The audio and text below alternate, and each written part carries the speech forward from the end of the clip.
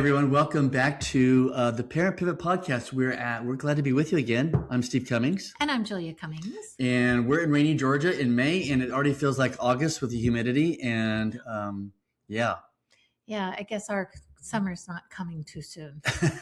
But we are anxiously awaiting the arrival of grandchild number 7. Beckett Leo. Beckett Leo should be here. She's at week 37. Yes. Yeah, and little Florence can't wait. She is going to be an amazing little, big sister to her little brother. Yeah. In fact, we were just playing blocks with her before she went to bed and things like that. So, yeah, we try to keep Jamie Lynn away from sharp objects right now because if she hits something sharp, she's not coming down for a long time. Yeah. That's my joke. But anyway, hey, welcome back. We're excited to be here. We love talking to you. And we were just thinking, we were having this conversation the other day. Mm-hmm. We spend a lot of time, as we just did right now, talking about, hey, we're grandparents and our adult kids are married and all this. And we're like, well, you know what? Not everybody's in that space. And so we want to go back a few decades and talk to parents that have younger adult. Not a few decades. Yeah, a few decades. A decade. No, but sometimes I think the things that we say get lost in maybe older adult children, right. Children in their 30s, 40s, right. 50s. Right. And we want to go back to the 18 plus. Yeah. And so specifically about boys. We have talked about, moms and sons before. Yep. I hope you can find that podcast. You know what? I will put a link to it in our podcast notes. Yes. If I remember. I'm going to make a mental note right now. Okay. But I really wanted to address the idea of the prefrontal cortex being fully developed. I'm sorry. As we know, in general, girls develop faster than boys. Girls in their 20s look different than men in their 20s. I should say women and men. Women in their 20s, they're just more mature. Let's face it. I mean, teenage girls have a tendency to be more mature. Usually. We're still out buying our favorite caps. I mean, my boys have a ton of different caps for their favorite teams, and they're wearing jerseys. And sometimes I think his parents are like going, are you ever going to grow up and be a man and you're still a little boy? Well, and I've done the same. I was going to say, you've got a closet full of caps right now. Not as many as my boys do.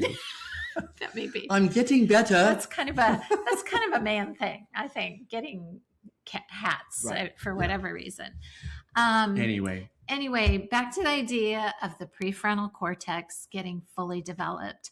I had 3 boys, and I can tell you that it changes. I mean, I can't tell you how many people I have said when they're struggling with their teenage son or young adult son, whatever, wait until they're 26. Yeah. Watch when they're 26 and see a switch flip. And what's so special at age 26? Your prefrontal cortex is completely developed at that time. As a man. And as a woman. Okay. I mean, all in all, developmentally, that is when it's fully developed. Now, that doesn't mean there's some magical thing that if you have a difficult relationship with your son or daughter, that when they turn 26, suddenly that's going to go away. That is not the case. What I'm saying is sometimes when they hit that developmental marker, that you will see a difference in who they are. They may become more serious. They may become less moody. They may have more of a drive. They may be less lazy. There are things that happen. I've used my son, our son. You caught yourself this time. I did. Our son Campbell had some learning disabilities. He had a processing disorder and he had ADD. Those 2 things combined made school really difficult for him.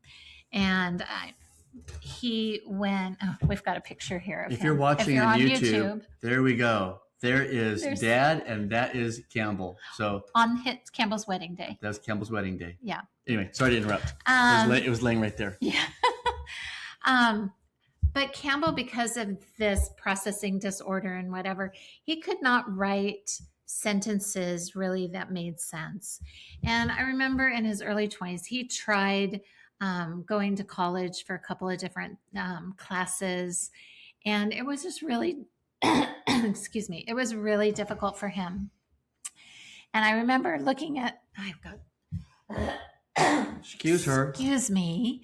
I remember telling him, sweetie, when you reach 26, I can almost count on the fact that you are going to be different in this area. He is 34 today. Not today, not his birthday today. Writes his own FCA newsletters and does a very fine job, and mom and dad don't have to edit them anymore. Yeah. So, and he's very capable writer. He writes really well. He has great grammar. He has good spelling. He's always had good spelling, even back when he had his processing issues. He was still a good speller.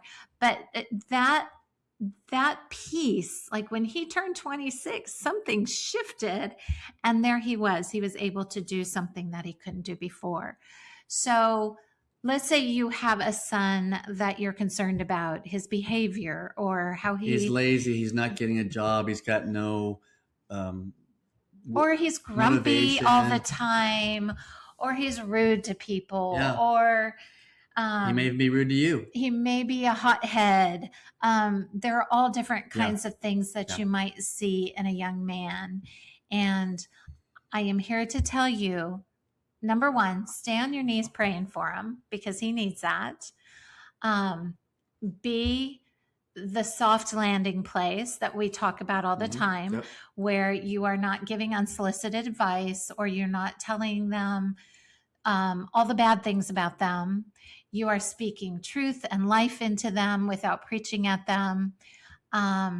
And when by the time they turn 26, I can almost guarantee you are going to see some differences in them. So hold on to that piece.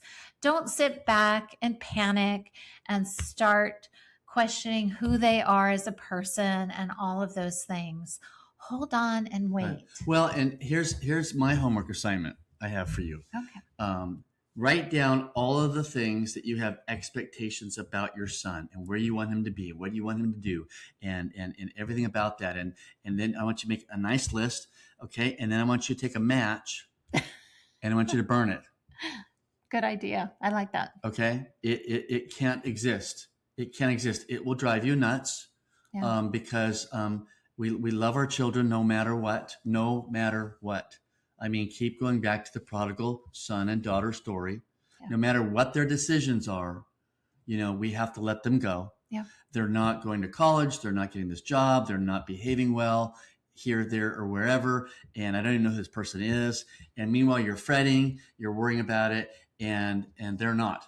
But what is going to matter and count is when that comes together as they get into their mid to late 20s, as Julia just said, is now you've got a boy that's turned into a young man and has turned into a man. Yeah. And things. And so all along this journey, keep loving him. Yes. Be curious about his heart, even if you don't agree with it. Yeah. You don't have to respond. You could ask a question and saying, so tell me about your idea about grabbing a backpack and touring the Sahara Desert. Or whatever. Right. Or whatever odd idea. Well, and he gives you and you go, man, find something good to that. I love your creativity and the way you want to explore, and leave it at that. Inside, you might be going, I can't believe he's doing that. Right. You're kind of going, when is he going to settle down? When is he going to marry this girl? It's like I said, that list needs to be burnt in the fireplace. Yeah. Let me ask you this. I want to segue into you a little bit. All right. So can you remember what you were like from 18 to 25? I can speak to what you were like at 25 to 55. Yeah, I was a man on a mission. You were impulsive. Yes. Yes, but I kind of try to think of in fact, I was a man on a mission. I needed to get through college and get married and have kids and get a title after my name. And I was seeking affirmation and identity away from the Father. Yes. And so I was on a mission, and even in seminary, I would say, I mean, seminary was my pathway to go. I'm going to become a college pastor or high school pastor. Right. Which you started seminary when you were about 23, 24? It was the, Because we it was got this, married when you were yeah, it was 25. yeah. So I graduated Cal State Philadelphia. And so it was like, yeah, it was the fall of '86. Yeah. So I was 24, I was getting ready to turn 25. Yeah. Yes. Yeah. So my prefrontal cortex was still getting developed, but I've always been hard charging through life. I've been a type A personality. I don't lack any confidence. I have my moments though. Yes. We all can be insecure about anything. And so, yeah, is that what you're wanting to hear? Yeah, but I wanted to segue that into your new book. My new book, yes. Which I want to say, because I'm the wife, I get to say things about it. I think it's phenomenal. I think every young man and every man of any age should read this.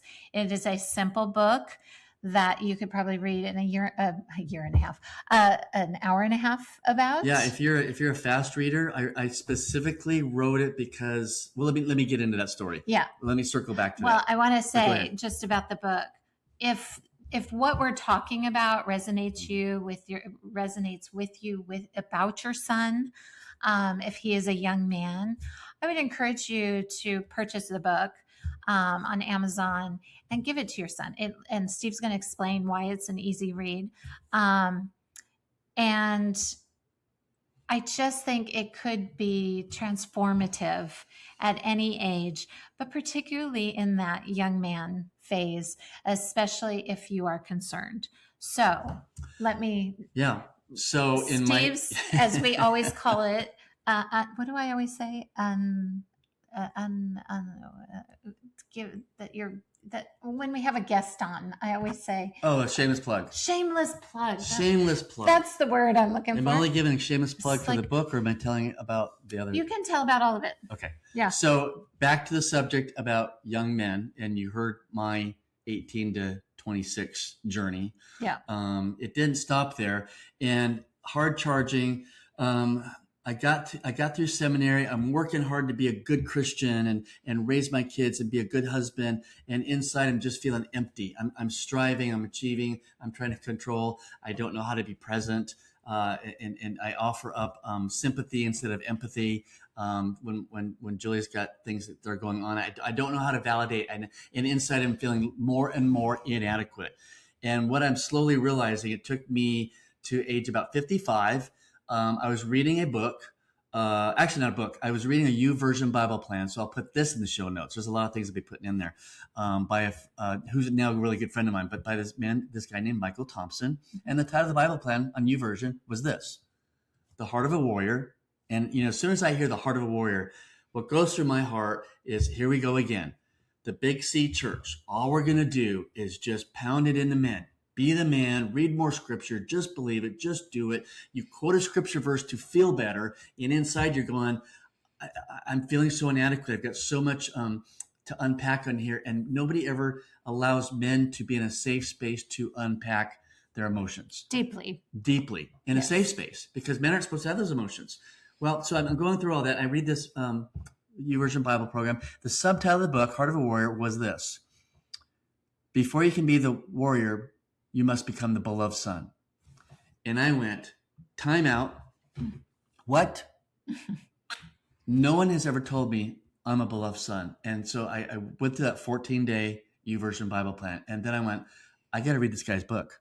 So I ordered a copy and it got done with it. I called my chairman of my board for Bringing Kingdom, which that's the full-time ministry I do now, a men's ministry. And I said, hey, Buzz, I told him the whole story about this game-changing moment of transformation I was having. And I got all done, and he goes, you want to meet him? I'm going, well, of course you've met him before. So next thing I know, I'm calling the author, Michael Thompson. I'll put his book in the show notes. So there's going to be quite a list here of resources. And anyway, Julie just took my rubber band away from me. I was playing with a rubber band anyway. And so I started on this journey, and I'm realizing there's this incredible Father, Abba, and there's a lot of other pieces to this. So I'm kind of cutting to the chase here, Yeah. and things. You can read about it. You can read about the whole story in the book, and things. But pretty much what I'm realizing is if every man and woman who's a believer in Jesus were to see themselves as the Father sees them, men, you're a beloved son. Women, you are beloved daughters. Can I interrupt you for a You second? can. So I would say, even if you're not a believer, this is significant to be able to see yourself in the way that God sees you. There you go. I'm sorry. You're fine. Had to correct that. That's the peacemaker of my wife coming out.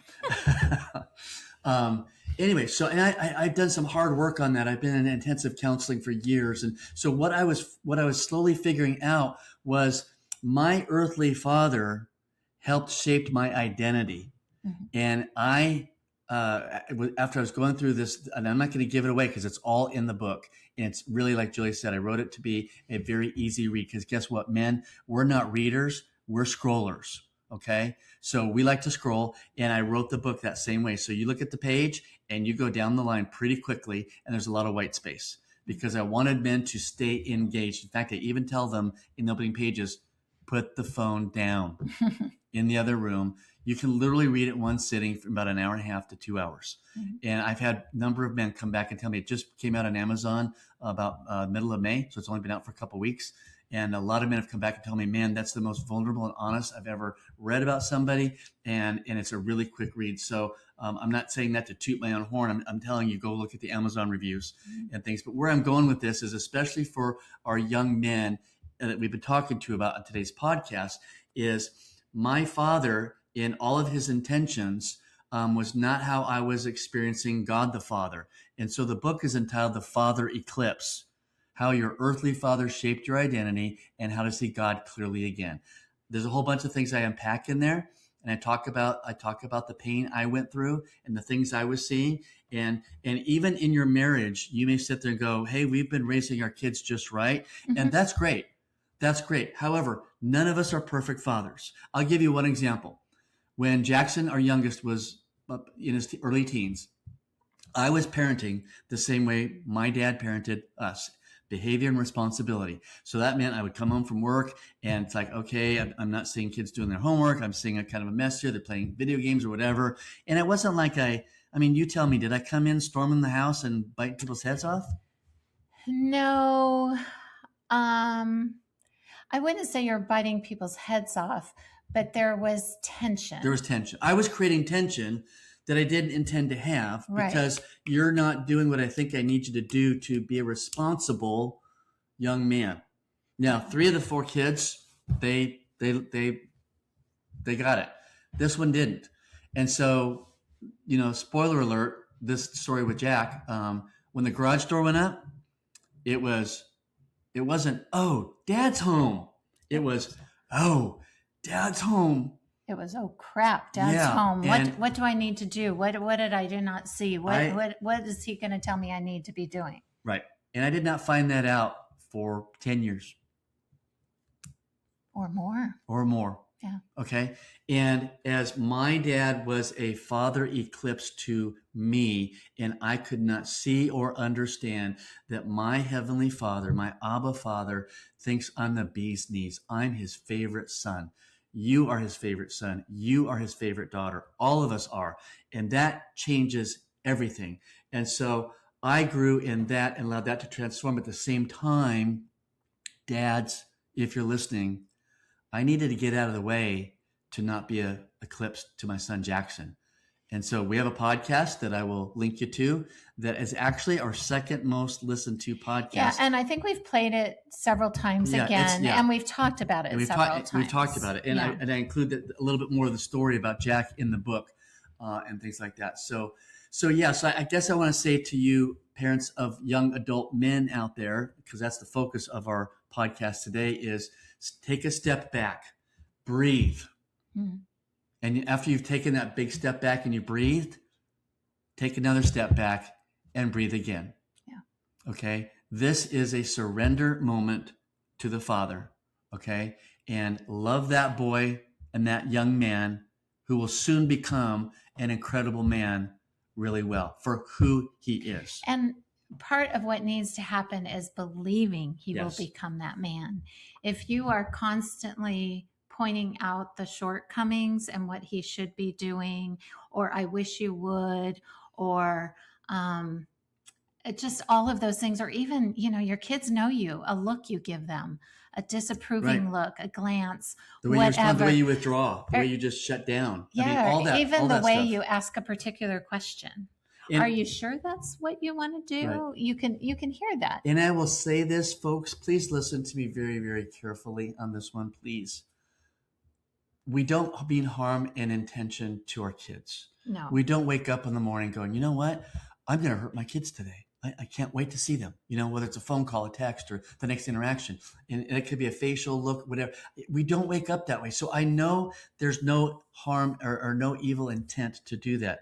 But I will say this, and I lost my train of thought. It's part of being 64 years old.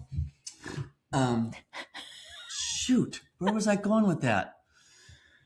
We don't intentionally wake up wanting to harm anyone. Yeah, but just realize that I did not realize that the garage door going up was bringing tension and stuff. Oh, I know what I was going to say. When you think those things and speak those things to your adult kids, why aren't you going to get a job? What were the things that you said? They're kind of negative things. Guess what? He's hearing that, okay? And that is going to speak louder in his ear than anything positive you have to say. And he's going to start believing that the next event that happens in his life that relates to that comment or that look, he's going to succumb to those negative thoughts, and it's going to spiral him even more and faster and things. And so what I want to say is, but that's what I said, take 2 steps back, even a third and a fourth, and just breathe. Yeah. Okay. Live in the next day that comes. Love your son well, like the prodigal son, like the prodigal father did. And I'm not saying that they're prodigals, but they are being launched to go down their road, their life, make their own decisions. And when they reach 26, all of a sudden, bring, the brain comes into more focus, and you're going to see a change. You're going to see a change, but you don't want to be that eclipse that blocks his view of the father because he has the voice of mom and or dad in his head that won't get turned down. And that's what I write about in my book. I hope you'll pick up a copy. We use it as I say, if you know other men that could benefit from it. We were just at our church on Sunday. They interviewed me, and 2 women came up to the table. I thought they were buying my book only, and they each wanted 3. And I'm like, I was blown away. I'm going, whoa! And one of them had me autograph it separately to her 3 boys. It was her son-in-laws. Oh, really? Yeah, because she asked, do you think my son-in-laws will be offended? I'm like, I don't know, but. Well, it's about my journey. Right. So it's really, and on top of this, I tell people, separate from Parent Pivot podcast, Steve, I have my own daily 5-minute podcast for men talking about these issues, about identity and beloved sonship. And wives, you're going to love this. The one that's been airing today and tomorrow, again, I'll put it in the show notes, is all about men understanding the difference between sympathy and empathy to connect emotionally with their wives. You are going to pat me on the back. You can send me emails right now and saying, Steve, I can't believe it. And honey, you need to listen to this guy. But I do it from a safe place for them, not putting a finger in their chest. Not shame-oriented. Not putting a finger in their chest, because a lot of it is like, here's what I've learned and things. And so that podcast is called I Know a Guy. Look up my name. The book is Put called it in the show notes. There's going to be a long list of resources for today. So I want to interrupt again. Go ahead. I think I'm done. Okay. Even though Steve's book is geared towards men, because that's his story, I would not discount that moms can be an eclipse. Yep. That daughters struggle with the same thing. Yep. Parents oftentimes are in the way of allowing God to do his work because we are so busy trying to fix everything. I can even think of a client that recently, one of the things that we discussed was her allowing her husband to make his mistakes with the kids, because his relationship with the kids is his to screw up or to make work. And that just relieved her so much to feel like she didn't have to come in and fix all the time. So it can be the same for both sexes, for sons and daughters, for moms and dads. We all can get in the way of our kids seeing God in the truest light. And I will say this, with the word father, small f, when it's all based on experience. So I say this, psychologists and research will tell you that from 0 to 12 years of age, we started with a blank slate, where our identity is getting formed and shaped in those 12 years from things that we are saying, things that we're expressing, experiences like the garage door going up. I never told Jack, verbally, I didn't say direct words, you're not enough. And you're not doing, I never said those words. Those words come from the liar. Yeah. And they stick in your heart for decades. Yeah. I write about that. Yeah. Okay. That's what we have to be careful of, is because those things are lies.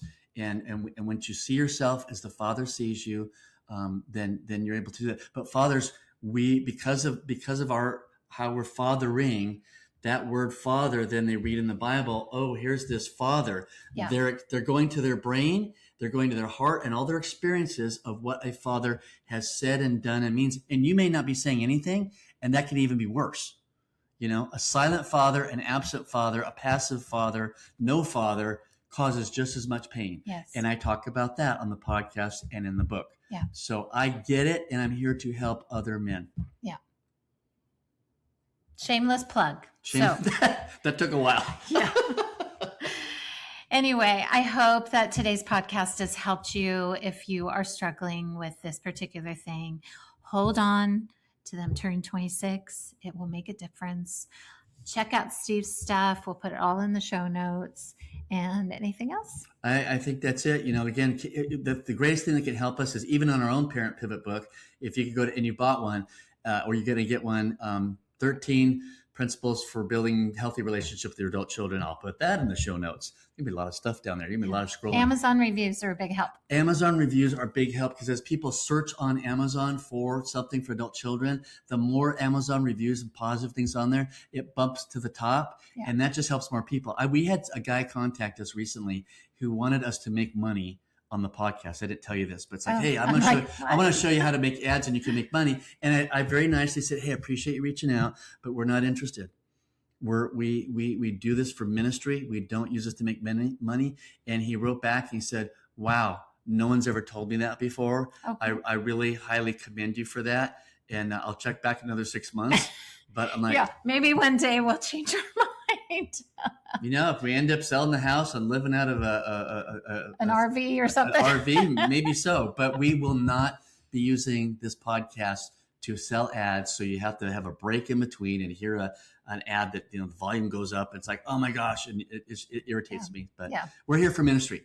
And we're here for y'all. So if you could do an Amazon review, great. Same thing for my book. If you love it, be specific about it. You can't just say great book, loved it. You need to be exactly specific, or their algorithm kind of kicks it out. I learned that as I'm finding out all these things. Yeah, Amazon does things funny, and you don't know it until you've got to be pretty specific about what you liked and things like that. So they go, oh, they actually read the book, and you have to be an Amazon. You have to purchase it on Amazon and be an Amazon buyer. But anyway, that helps us out. Yeah. It just helps us do more ministry, and you're investing in our ministry, and the word gets out, and more people get to hear all these things. That's all we care about. So review us, share us, all of those things. And send us an email at parentpivotpodcast@gmail.com. We got one the other day. Yep. All right. Thank you. That's all we got. We will see you next Tuesday when we drop another new edition of the Parent Pivot Podcast. Bye.